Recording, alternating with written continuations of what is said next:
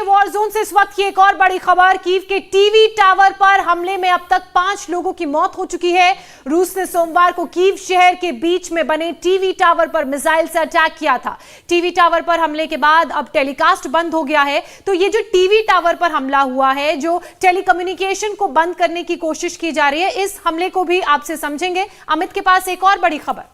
और रूसी सेना ने मंगलवार को सबसे बड़ा हमला किया वहां के कीव के टीवी टावर पर। और रूसी सेना ने आप देखिए किस तरह से इस टीवी टावर को नुकसान पहुंचाया। मीनाक्षी, हम लगातार बता रहे हैं कि कीव अगला होगा निशाना और वहां पर तेजी से अब जो सिविलियन एरियाज है उनको भी निशाना बनाया जाएगा। खार्किव में जहां वो अपना डोमिनेंस साबित कर चुके हैं, हालांकि रिटेलिएशन उन्हें वहां पर झेलना पड़ रहा है, लेकिन अगला टारगेट चूंकि कीव है, कीव यूक्रेन की राजधानी है और उसे घुटने पर लाने के लिए रशिया जो जो काम कर सकता है, जो जो हथकंडे अपना सकता है, वो ये कर रहा है। और इसलिए टेलीकम्युनिकेशन को बाधित करना एक इजी टारगेट भी था, ये बहुत इजी टारगेट भी है। एयर स्ट्राइक के जरिए सोइसर इसे कभी भी निफ्तो नाबूद किया जा सकता था, लेकिन इंतजार किया जा रहा था। और अब देखिए रूसी सेना ने कीव के टीवी टावर पर जो हमला किया, उसके बाद इस इमारत और इस इलाके का मंजर क्या है वो भी आपके सामने हम रख रहे हैं। धमाके के बाद पूरी की पूरी इमारत आग की चपेट में आ गई है।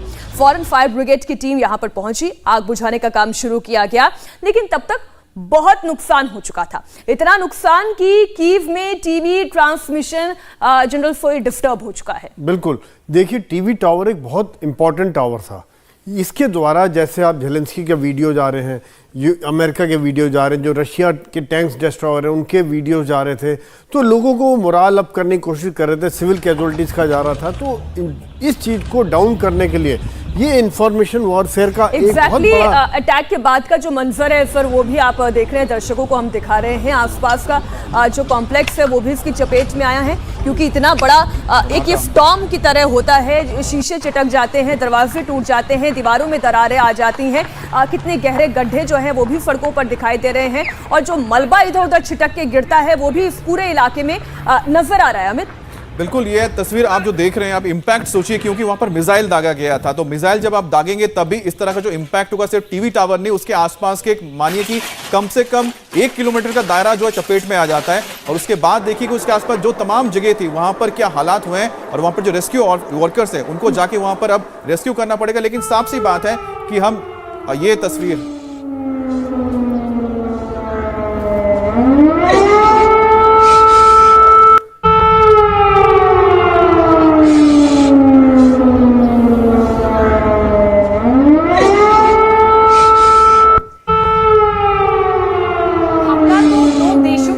हुआ है। लड़ाई और युद्ध दो देशों के बीच हो रहा है, लेकिन जो कोलैटरल डैमेज हो रहा है और जो इस त्रासदी का सबसे बुरी तरह से जिस पर असर पड़ा है, जो प्रभावित हैं, वो मीनाक्षी, अमित, आम लोग हैं। और देखिए किस तरीके से एक तरफ सायरन बज रहे हैं तो दूसरी तरफ उन सायरन के साथ वो डर, वो खौफ और ज्यादा बढ़ता जा रहा है लोगों के दिलों में। और इसी तरह की तस्वीरें फिर सामने आती हैं।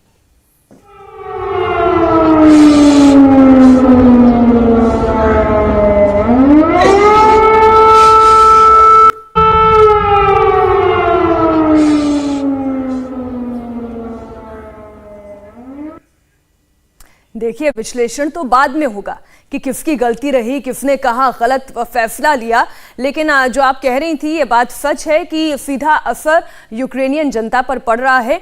स्टॉप वॉर प्लीज, इस तरीके की बातें कही जा रही हैं, लेकिन ये जंग का आज 7वां दिन है और ये ज्यादा विध्वंसकारी क्यों है, ये 4 तस्वीरों के जरिए आप अंदाजा लगा सकते हैं। टीवी टावर पर हमला करना, उसे ध्वस्त कर देना, टेलीकम्युनिकेशन को रोक देना, पूरी तरफ कोलैटरल डैमेज की तस्वीरें दिखाई देना, रिहायशी इलाका डेफिनेटली, क्योंकि आप देख रहे हैं घर बने हुए हैं, कॉम्प्लेक्सेस बने हुए हैं, कितने लोग यहाँ पर कभी काम करते होंगे, इस टीवी टावर के जरिए कितने चैनल्स का टेलीकम्युनिकेशन चलता होगा, लेकिन आज वो सब कुछ ध्वस्त हो चुका है। एक तरीके का साइकोलॉजिकल प्रेशर अब यूक्रेनियन जनता के ऊपर भी बनाया जा रहा है, ना सिर्फ यूक्रेनियन सेना। बिल्कुल, इसी बीच रूस यूक्रेन युद्ध पर एक और बड़ी खबर इस वक्त आ रही है। वॉशिंगटन से यह खबर है, अमेरिकी राष्ट्रपति जो बाइडेन ने पुतिन को चेतावनी दी है और कहा है कि रूस को युद्ध की कीमत चुकानी पड़ेगी। जो बाइडेन ने पुतिन को तानाशाह बताया और यह भी कहा कि तानाशाह को उसके किए की सजा देना बेहद जरूरी है। और इसी के साथ जो बाइडेन ने यह भी साफ कर दिया कि अमेरिकी फौज रूस से लड़ने यूक्रेन नहीं जाएगी। बाइडेन ने कहा कि नाटो की सेना एक एक इंच जमीन की रक्षा करेंगे। 6 days ago, Russia's Vladimir Putin sought to shake the very foundations of the free world, thinking he could make it bend to his menacing ways. But he badly miscalculated. He thought he could roll into Ukraine and the world would roll over. Instead, he met with a wall of strength he never anticipated or imagined. He met the Ukrainian people.